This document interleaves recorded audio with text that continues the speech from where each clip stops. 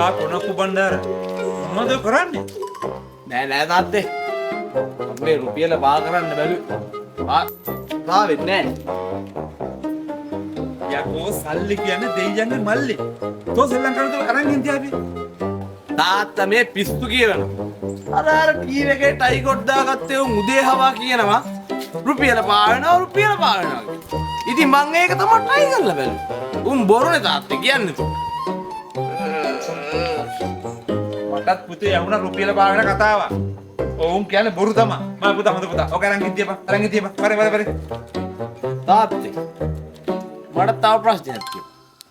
මොකද්ද පුතේ කොනපු බණ්ඩාර?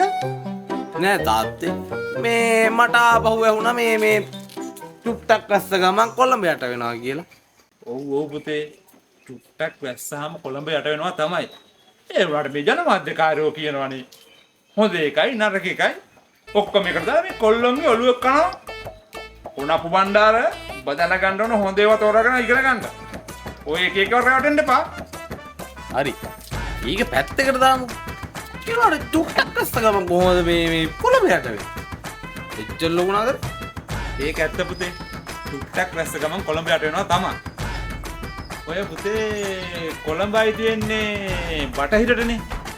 බටහිර නම් මොකද වෙන්නේ? ඇත්තනේ තාත්තේ. දැන් බටහිර වුණාම යට වෙනවා තමයි.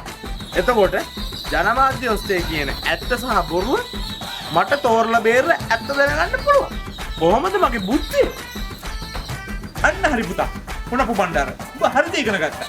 ඔබ මායක. අනේ පළයයකෝ යන්න. ආ යයි